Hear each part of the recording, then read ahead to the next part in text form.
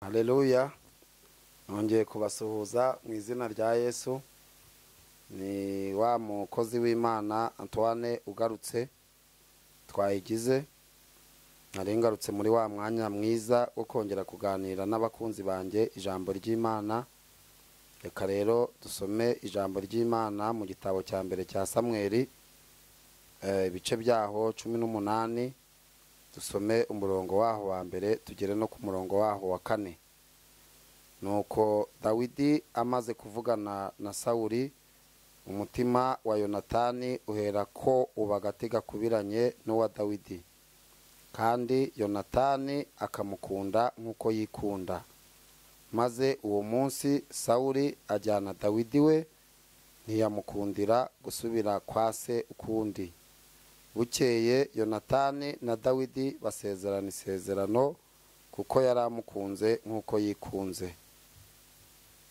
Yonatani yigishuramo umwitero we yari yiteye awuha Dawidi, n'umwambaro we ndetse n'inkota ye n'umuheto we n'umukandara we. Imana idufashe cyane. Iri jambo ry'Imana dusomye mu gitabo cya mbere cya Samueli ibice byaho 18 umurongo waho wa mbere kugera kuri 4 bifite intego ivuga urukundo, kuko muri ibi biganiro byacu cyangwa se muri iri jambo ry'Imana ryacu tuzajya twibanda ku rukundo rw'Imana, kuko urukundo burya ngo ruruta ibintu byose. Bibiliya iravuga ngo nubwo wagira indimi z'abantu ukagira n'iz'abamarayika, udafite urukundo uba umeze nk'icyuma kirenga. Rero birakwiye ko umukristo wese agira urukundo muri we, agakundana. Bibiliya itubwira ku bigishwa ba mbere ngo barakundanaga bakagera ku rwego n'urwo gusangira ibyabo, ndetse ngo nta n'umukene wababagamo, kuko ngo nta wagiraga ubwiko ku kintu cyose. Rero urukundo rurihangana, rwihanganira byose, ndetse burya iyo ukunda umuntu byabaye ngombwa wanamupfira. Bibiliya rero itubwiye neza, iratubwiye ngo Yonatani yakunze Dawidi ubwo Sawuli yaramubwiye ngo nave mu ishyamba ntiyongere gusubira kwa se ukundi. Dawidi yinjiye muri urwo rugo ntabwo yari yorohewe, kuko yaravuye mu ishyamba, yari ataraba mu rugo na rumwe n'iwabo ubwaho, ntabwo yahabaye, kuko imyaka ye myinshi yayimaze yibera mu ishyamba.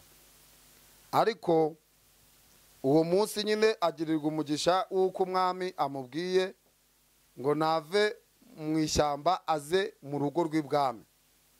Ntabwo byari byoroshye kuvuga ngo umuntu uvuye mu ishyamba ako kanya yari akeneye umuntu wo kumwitaho, yari akeneye umuntu wo kumuba hafi, yari akeneye umuntu wo kumufasha muri urwo rugo yinjiyemo avuye mu ishyamba. Ntabwo rero byari ibintu byoroshye, ariko Bibiliya iratubwiye ngo ahasanga umuntu witwa Yonatani wari uri mu mwuka w'Imana. Bibiliya iratubwiye ngo amukunda nk'uko yikunda. Bundi ni abantu bakeya wabona bakunze abandi nk'uko bikunda. Abantu benshi barikunda, ariko ntabwo bakunda abandi ku rwego baba bikundaho. Ariko uyu we Bibiliya yatubwiye ngo yamukunze nk'uko yikunze. Uwo muntu rero yari afite umutima utandukanye n'indi mitima y'abantu tubona bo muri iki gihe. Abantu urukundo rwarakonje, kuko mu ntwaro Satani akoresha zo kugira ngo acogoze abantu ni ugubakamuramo urukundo. Ntabwo abantu bagisurana, ntabwo abantu bagifashanya, kuko usomye muri Timoteyo wa 2 ibice 3 haravuga ngo ibihe by'imperuka, ngo ni ibihe by'imperuka, ngo abantu bazaba bikunda, ngo urukundo rwa benshi ruzakonja. Rero urukundo bigaragara ko rwakonje, ariko uyu we Yonatani dusomye yari afite urukundo rwinshi. None hakundi umuntu atazi abonye bwa mbere aravuga ngo ngwino hano murumuna wanjye, ndaguha ku myenda, ndaguha umukandara, ndaguha ingofero. Bibiliya ikavuga ngo umutima wa Yonatani uhera kuba nk'agati gakubiranye n'uwa Dawidi. Gukubirana ni nk'uko wafata ibintu bibiri, wenda nk'ibiziriko biruka bizinga bigahinduka ikiziriko kimwe. ibintu bikaba ikintu kimwe, byari ibintu bibiri. Yari amukunze koko pe, yari amukunze, aranabimugaragariza, aranabimwereka, kandi byari bivuye no ku mutima we. Umwana abona kuba muri urwo rugo kuko yari abonye umuntu umufasha. Iyo ataza kubona umuntu umufasha kuba muri urwo rugo, byari kumugora kurubamo. Nabaha urugero rutoya. Nigeze kugera i Kigali mo gato muri za 1996. Noneho ngeze i Kigali njya gukora akazi ahantu ko mu rugo, ariko ako kazi mbura umuntu wanyereka ukuntu bagakora, mbega numva ibintu biranshanze, ariko birananira. Ndibuka umubyeyi nari ngiye gukorera yarambwiye ati uzi guteka ibintu by'amafiriti, ndamubwira ibintu byose ndabizi kandi nta nubwo ifiriti nayo nakazibona. Rero nkora ibidakorwa, birananira kuhaba kuko nta muntu unyerekera kuba muri urwo rugo wari uhari. Birangira urugo nduvuyemo, umudamu aranyirukana nisubirira mu cyaro. Rero Dawidi we yasanze Yonatani aramukunda, Yonatani aramwigisha, Yonatani aramwambika, Yonatani aramugaburira, Yonatani aramubwira ngo muri urugo bazajya bahaba gutya na gutya, ntabwo bazajya bahaba nk'uko wabaga mu ishyamba, hano hatandukanye no mu ishyamba. Dawidi imico yose y'uko abana b'ibwami bifata, Yonatani arayimwigisha, arayimenya. Noneho amaze kugera mwa ruriya rugo, kubera igikorwa yari akoze cyo kwica Goliyati, umwami Sawuli yaramukunze, aramubwira ngo nkugize umutware w'abasirikari 1000. Abo basirikari 1000 Dawidi yajyanaga nabo ku rugamba, agatabaruka amahoro, kubera ko umwuka w'Imana yari ari muri we. Ngo yatabaruka amahoro, abagore bo mu uwo mudugudu cyangwa se bo mu uwo murwa bari barimo, ngo bigera ku rwego bahimbira Dawidi indirimbo, yatahuka avuye ku rugamba ari kumwe n'abasirikare yayoboraga, bakamuririmbira bakavuga ngo Sawuli yishe 1000 ariko Dawidi yica inzovu. Ibyo rero byaje gutera umwami umutima uhagaze, aravuga ati noneho uriya mwana wo kwa Yesayi ko bamuvuzeho inzovu, aho hasigaye iki kandi ngo bamuhe ubwami? Agira uburakari n'ishyari, burya ishyari ntabwo ari ryiza. Amugirira ishyari, atangira kumurwanya. Kuva uwo munsi aramurwanya, atangira kujya mutera amacumu, atangira kujya mugabaho ibitero ngo bamwice, ariko kuko umwuka w'Imana yari ari kuri Dawidi, ntabwo byigeze bimushobokera, kuko Imana yigufiteho umugambi, niyo warwanywa n'igihugu cyose ntacyo waba. Rero bene data, Yonatani abera umuvandimwe we, amubera inkoramutima, aramubwira ngo nzagufasha, aramubwira ngo nzagushyigikira, aramubwira ngo tuzabana hano mu byiza no mu byago, nakubonyemo umwuka w'Imana. Ahubwo amwisabira ikintu kimwe, aramubwira ngo reka dusezerane nawe isezerano, kuko birashoboka ko dushobora gutandukana, birashoboka ko nshobora gupfa, birashoboka ko ushobora gupfa. Bibiliya iravuga ngo basezerana isezerano. Dawidi rero yagumye muri urwo rugamba nyine. Burya muri iyi si Bibiliya iravuga ngo iyo turi mu isi tuba dufashe igihe mu ntambara. Intambara z'abagenzi zo ntabwo zishira, zizashira twageze mu ijuru. Ku manywa turarwana, nijoro turarwana, ni igihe cy'urugamba ubundi turimo, kuko n'urugamba rudahari ntabwo twaba turi abagenzi bajya mu ijuru. Na Yesu yararurwanye, n'abatubanjirije ba Danieli bararurwanye, bajya no mu nzobo z'intare, n'abandi bagiye mu matanura y'umuriro. Aba ari intambara gusa muri uru rugendo. Nawe ufite intambara ukomere, Imana izabana nawe. Igihe cyarageze rero, Dawidi ibigeragezo bimubana byinshi, ariko yari afite amasezerano y'Imana kazaba umwami. Yewe bari baranamwimitse witwa Samweli, yaramwimitse, yaramusutse ihembe ry'amavuta, aravuga ngo Imana ikugize umwami wa Isirayeli. Ariko urugendo ruba rurerure, urugendo rumubana, urugendo ruratinda, mbega amasezerano atinda gusohora. Dawidi bashaka kumwicira muri urwo rugo, usibye ku mwuka w'Imana yabanaga nawe. Ngo igihe kiza kugera, aravuga ngo ko mbona noneho umwami amaramaje kunyica, uwajya kubaza Samweli koko niba ari Imana yari yamubwiye ko nzaba umwami. Bibiliya iravuga ngo arahaguruka, aratoroka nijoro, aragenda ajya i Nayoti i Rama, ajya kubaza Samweli niba ari Imana yavuganye nawe koko ko Dawidi yimikishijwe amavuta. Agezeyo barasenga baraganira, Sawuli agiye kumureba kuko mu iyo minsi yari amaze kumushingira umukobwa we kugira ngo azamubere umutego. Agiye kumureba ku mukobwa we yari yamushingiye kugira ngo ahamwicire, asanga umukobwa yamucikishije. Aribwo nyine yahise ajya kwa Samweli kujya kubaza neza niba ari Imana yavuganye nawe. Hari igihe rero amasezerano atinda rwose pe, umuntu akaba yajya kubaza Imana.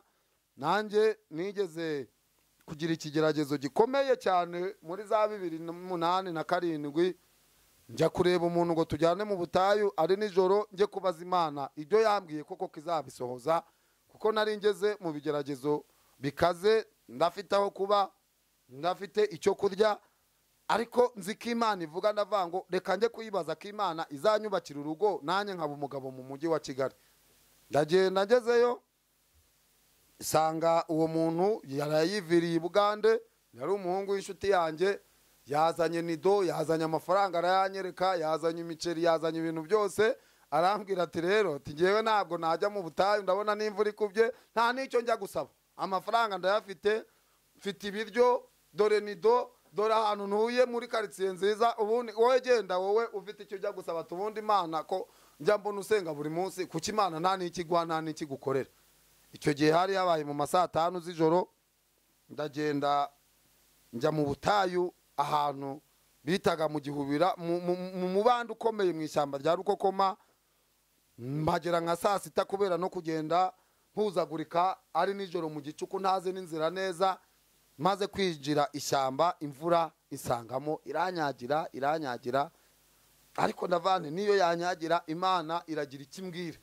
Iranyagira koko ndanyagirwa, yabonye umubabaro nagize, yabonye agahinda nagize, reka rwose imbwire ntacyo nanjye nahana amagambo y'Imana. Imana imbwira ijambo rimwe gusa, irambwira ngo uko utamenya uko amagufa y'umwana akurira mu nda y'umubyeyi niko utamenya inzira zanjye kuri wowe. N'iryo jambo natahanye, ntahana agahinda n'umubabaro, numva ko imbwiye ibintu bikeya bitanafite imbaraga, ariko Imana yo yavuze iba yavuze, nta wabasha kuyibwira ngo icyo wavuze wagisubiramo. Ishatse ivuga rimwe, ishatse ivuga kabiri. Ubwo Dawidi nawe nyine isezerano ryamubanye isezerano, asubira kwa Samweli kumubaza ngo wowe koko ni Imana yakubwiye ngo unyimike? None niba ari Imana yakubwiye ngo unyimike, ko Sawuli akomeje ubwami, ko Sawuli ari kundwanya, nzaba umwami ryari, bizagenda gute? Sawuli rero amwoherezaho ingabo zo kumufata, bamubwiye ko yagiye Nayoti y'Irama kwa Samweli, amwoherereza umutwe w'abasirikare ngo bajye kumufata nabananira bamwicireyo.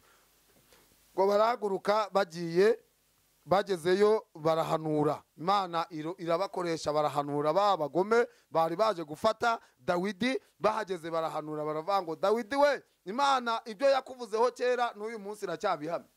Nta kimana yakubwiye cyahindutse, nta kimana yakubwiye cyazimye, ibyo Imana yakubwiye byose birahari kandi zabisohoza nk'uko yabikubwiye. Komera tuza.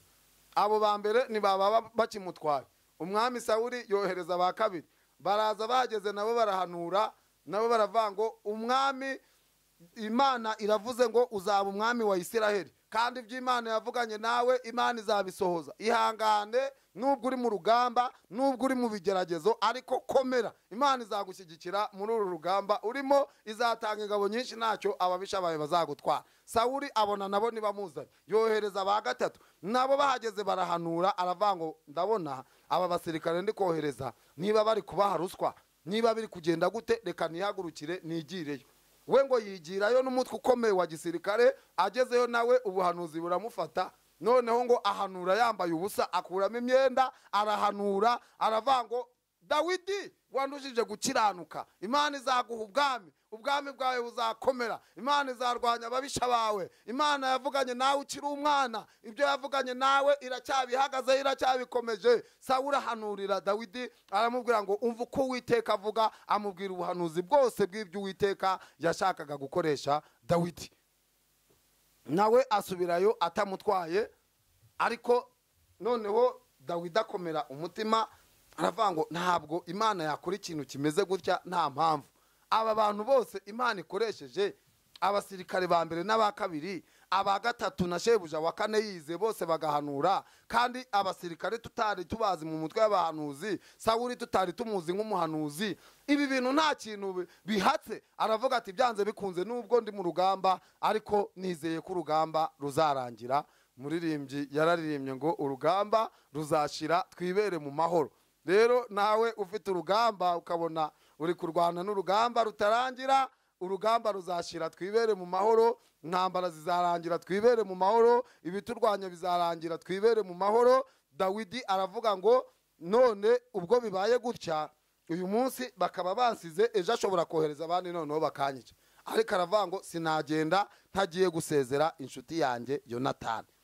Nibwo yasubiye kwa Sawuli bwa nyuma, aragenda ngira ngo ntiyinjiye no mu nzu, yahamagaye Yonatani hanze aramubwira ati rero mushuti wanjye, my friend, twarabanye, waranyakiriye, warangaburiye, waranyambitse, wanyeretse urukundo rwa kibyeyi, wanyeretse urukundo rwa kimuntu, wankoreye ibintu na data na mama batigeze bankorera. None icyo narinje kukubwira, papa wawe arandwanya pe, noneho ndi kubona hasigaye intambwe imwe gusa nganyiki.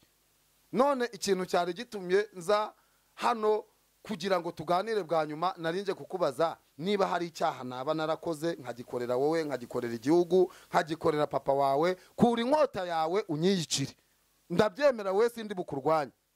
Ariko Yonatani aramuhanurira, aramubwira ngo ndahiye ubugingo bwawe ntabwo uzapfa, ahubwo Imana izakugira umwami wa Isiraheli. Ahubwo reka ya masezerano twasezeranye bwa mbere twongere tuyasubukure, tuzane n'impapuro twandike amasezerano mashya, ko hagati yanjye n'urubyaro rwawe, cyangwa se hagati yawe n'urubyaro rwanjye, ayo masezerano atazagarukira kuri nge nawe. Nshobora gupfa mbere yawe, ushobora gupfa mbere yanjye, uzapfa mbere azarerera undi. Barongera barabisezerana bwa kabiri, barabyemeza. Arangije aramubwira ati rero mubyeyi wanjye, narinje kugusezeraho, ndagiye, Imana nibishaka tuzongera kubonana, nitanabishaka ubwaheza ni mu ijuru. Amusezeraho.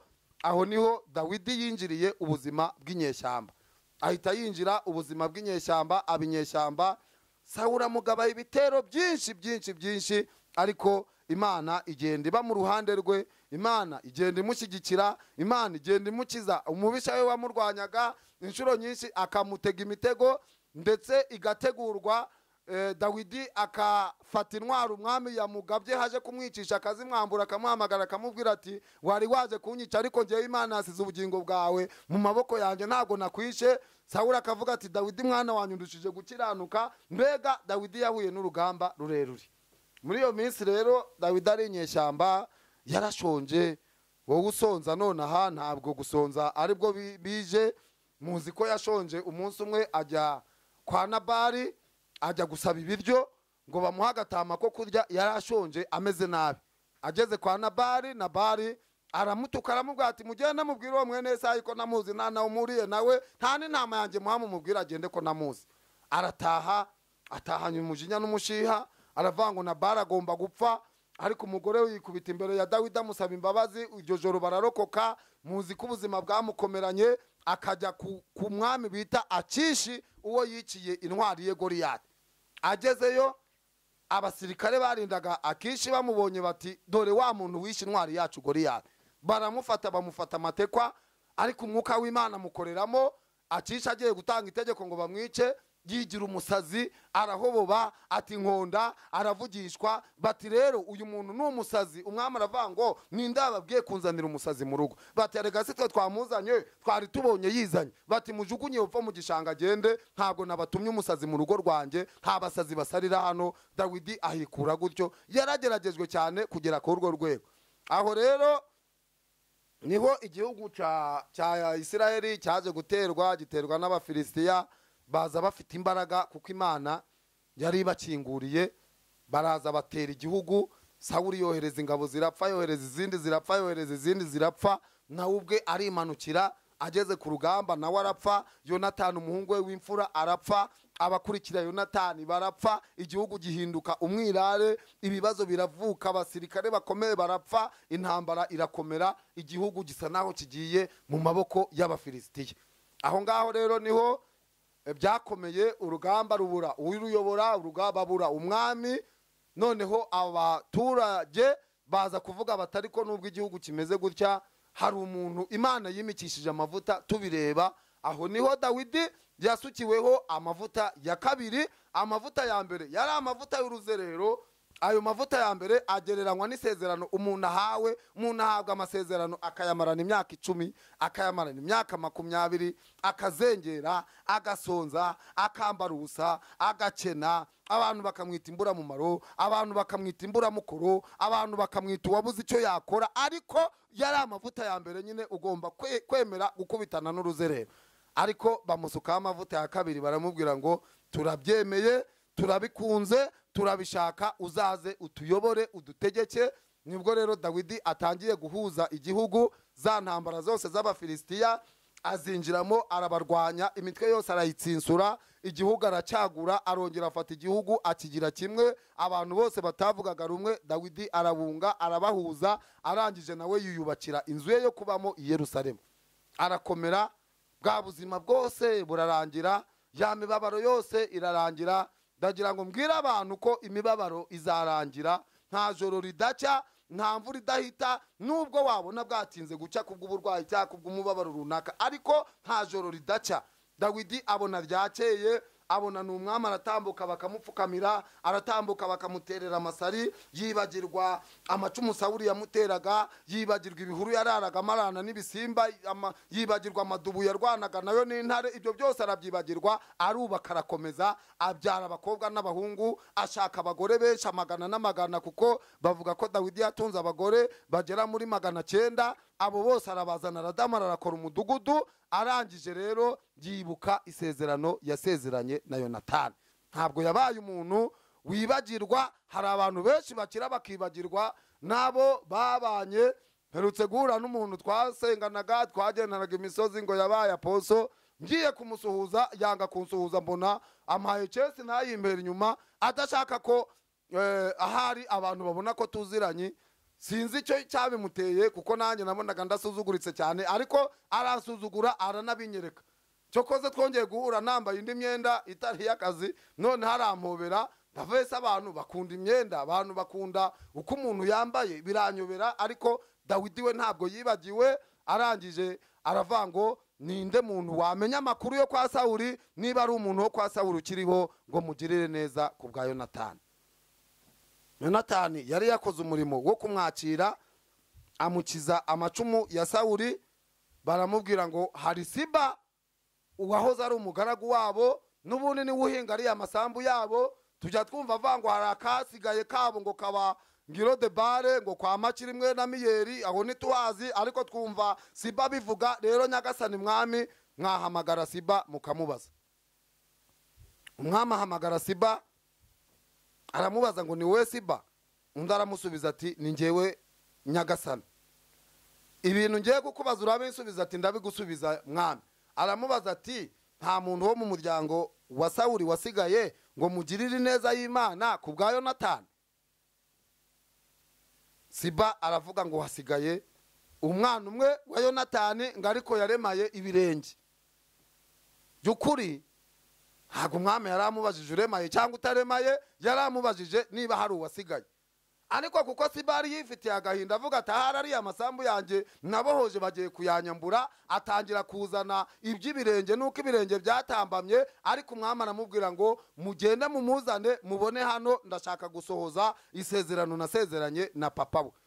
Ngo umwami atuma abasirikare, baragenda bagera mu urwo rugo ngo kwa Makiri mwene Miyeri i Lodebari. Bwari ubuzima bwo bubabaje, ahantu yarari ngo hari kure, ntabwo hari hafi y'umujyi. Ngo baragenda bazana y'uwo mwana wa Yonatani bitaga Mefibosheti, ngo umwami amuvanayo. Umwana yari yaribagiwe ubuzima bwiza kubera ubuzima bw'intambara n'ubuhunzi nawe yahungiye. Umwana aravuga ati ahari niba ntagiye gupfa nshobora gukira. Ngagiye kubona bamwinjije mu rugo rumeze nk'urwo sekuru Sawuli yabagamo. Ngagiye kubona umwami wambaye nk'ibyo sekuru yambaraga. Aramuhamagara ngo Mefibosheti, aritaba ngo karame. Aramubwira ngo uhereye uyu munsi uzajya urira ku meza yanyu. Ariko ngo Mefibosheti kubera ubuzima avuyemo n'umubabaro yari arimo n'agahinda nuko ibintu bimukorewe atabitekerezaga, ngo yikubita hasi yubamye aramubwira ngo nkanjye intumbi y'imbwa ni iki gitumye ungirira ineza ingana gutyo. Ariko umwami aramubwira ngo papa wawe nge nawe twasezeranye amasezerano, uyu munsi uhereye none uzajya urira ku meza yanjye kandi ndagusubiza n'amasambu yose y'inyarurembo kwa sogokuruza wawe Sawuli. Ibyahoze ari ibya Sawuli, ibyahoze ari ibya Yonatani, ibyahoze ari ibya baso wanyu byose, Siba uyu nguyu n'abahungu be 12 n'abagaragu be 20 bazajya baguhingira, imyaka ivuyemo bayirunde hariya izaba ari yawe. Umwana kwiyakira biranga, sinzi uko yifashe, ariko izo ni inyungu z'urukundo. Urukundo Dawidi yari yakunzwe na Yonatani rurongera ruragaruka, Dawidi nawe arukunda Mefibosheti. Uko wagenje ni kuzagenzwa. Maze iminsi mbwira abantu ngo umugisha urakorerwa, ntabwo umugisha usengerwa. Umugisha urakorerwa. Niba Imana ushaka ko ari cyo yagukorera, nawe banza ugikorera abandi. Ugira icyo wakorera umuntu, ugira umuntu utabara, ugira umuntu uremera, ugira umuntu uri mu bibazo urwanaho, kuko abantu mubabona mu bibazo none, ariko ejo ibibazo birahinduka. Wa muntu wabonaga ameze nka mayibobo, wa muntu wabonaga yambaye ibintu bipfuye bitafatika, ejo mukazahura Imana yamutunganije. Kuko Bibiliya iravuga ngo Imana niyikenesha, Imana niyikenura, Imana niyo yambika, Imana niyituma abantu babura icyo kwambara, Imana ikura abakene mu mukungugu ikabicazanya n'ibikomangoma. Rero dukwiye gufata abantu bose kimwe, ntitujye turebera abantu mu masura yabo, kareba umuntu nguriya nta kigena ntitunganye ubushobozi, aho nuye niyahatura uramureba none, ariko ejo ntabwo uzabuzi uko ameze. Uri umubyeyi warabyaye, ufite abana, ufite famiye, ariko girira abana bawe neza, wivomera amazi azabahagije, witeganyirize kuko ejo ibihe bishobora guhinduka bikaguhindukiraho. Ba Sawuli n'abana be ntago bari bazi ko ibihe bizahinduka, ariko bagiye kubona babona birahindutse. Umuryango wose urabura, umuryango wose urashira, ariko umwana umwe w'umuntu wasenze, umwana umwe w'umuntu wakoreye Imana witwa Mefibosheti ararokoka. Imana yamurokoye kuko se hari ikintu yakoreye Imana. Mugabo, mugore, musore, mukobwa, musaza, mukecuru, mushaka ikintu mwakorera Imana. Imana ijya ibona ikibibukiraho, kuko Imana izareba imirimo, Imana izareba imirimo abantu bakoze. Nugera mu byago ukayitakira ukayibwira ngo Mana ndagutakiye, izareba mu bubiko irebe ngo uri kuntakira yakoze iki, uri kumpamagara yakoze iki. Nisanga hari icyo wakoze izakurengera. Ijambo ry'Imana muri Luka 18 riravuga ngo Imana ntizabura kurengera intore zayo zitakira ku manywa na nijoro, rikavuga ngo Imana ntabwo izazirangarana. Rero mureke dukorera Imana. Imana yo yandika ikintu cyose umuntu akoze, n'igiceri cya 5 watanze, n'igiceri cy'10 watanze, n'inote ya 500 watanze, n'ibihumbi 100 watanze. Imana ikintu cyose umuntu akora irandika. Rero nimuhumure, ntabwo Imana imeze nkatwe. Twebwe ntabwo tumenya n'ibyo twakoze. Ubu wakubaza imirimo myiza wakoze mu myaka 10 ishize ntiwayimenya, n'imibi ntiwayimenya. Twebwe turabivangavanga kubera turi abantu nyine dukoze nk'abantu, ariko hejuru yacu hari izindi imbaraga z'Imana zibara zigakurikiza urugero rw'ikintu mu mwanya wacyo. Ni Imana itavanga ibintu, ni Imana idashobora kwitiranya ibintu, ni Imana idashobora gutanga umugisha uvanze n'umuvumo. Yari umugisha aba ari umugisha, yari n'umuvumo aba ari umuvumo. Rero duhagarare neza mu murongo wo gukiranuka, mu murongo wo kuba abagabo nyabagabo. Imana yiteguye kutugirira neza no gukorana natwe iby'ubutwari, ariko intambwe ya mbere nitwe tuzayitera, tugatera intambwe koko y'abagabo yo gukora ibyiza, kuko Imana ishaka gukorana n'abagabo nyabagabo. Abantu bagumya bahindagurika, bagira imitima mibi, imitima isharira, abo ntabwo Imana ibishaka gukorana nabo. Ikimenyetso nuko nta mwana wundi warokotseho kwa Sawuli, nta n'uwundi muhungu we wabonetse, habonetse Mefibosheti wari ufite se wakoreye Imana. Rero gukorera Imana nta gihombo kirimo. Umuntu wese ukorera Imana ni ukuri icyo wakoze, akebo wagezemo nawe nikuzagererwamo. Abo uzasiga ku isi wagenda mbere yabo, bagenda mbere yabo, ariko icyo uzakora cyose kizakugarukira, kuko ntabwo Imana ikennye. Ni nko kuguriza umugabo. Iyo ugurije umugabo, burya ubuzi ko uwo mugabo ugurije nawe nukenera akakuguriza cyangwa akaguha azaguha. Ariko abantu kubikora nyine kubera Imana ibinyuza muri ya sura y'abantu baciriritse. Imana ivuze ngo umuntu uzajya uhumukire n'injya azabahaye, abakire bajya babura naho bashyira ibyo babahaye. Ariko kuko yacishije mu isura y'abantu baciriritse bo hasi, biragoye bundi abantu ubutunzi bafite mu iki gihugu cyacu no hanze yacyo, abantu bahumutse amaso bakamenya gukora, ngira ngo nta n'umukene twagira, kuko abantu bafite ubushobozi Imana yabahaye umugisha, ariko kuyikorera nibyo bintu biri kubananira. Rero mureke twebwe abantu tuzajya dusangira izi nyigisho, tujye tugira ikintu dukuramo, tujye tugira ikintu cy'umugisha tubasha gukura muri izi nyigisho, kandi tugere ikirenge mu cy'abatubanjirije. Natwe tujye tubikoraho ubushakashatsi, tubikore turebe koko niba gukorera Imana hari igihombo kirimo. Ariko icyo mbijeje, iyo ukoreye Imana nta gihombo ushobora guhura nacyo. Abantu benshi twagiye tuganiriza inyigisho bakabigerageza, ariko uwatanze icyo utanze kirakugarukira, ndetse nta nubwo kikugarukira ari kimwe, hari igihe kigaruka kikubye inshuro nyinshi. Turabashimiye rero kubw'izi nyigisho dukomeje gusangira, turabashimiye kubw'umwanya muduha wo kudukurikira kuri uyu murongo wacu w'ijambo ry'Imana. Imana ibaha umugisha. Reka dusenge Imana n'ubundi Imana igumye gutumira ijambo rishora imizi mu mitima y'abaryumvise, kandi Imana igumye gukundisha abantu iri jambo, kuko iri jambo ni iry'ukuri kandi ntabwo rivangiye, riba rivuye ku Mana. Reka dufatanye n'abantu bose badukurikira bari mu gihugu no hanze yacyo. Imana ibaha umugisha.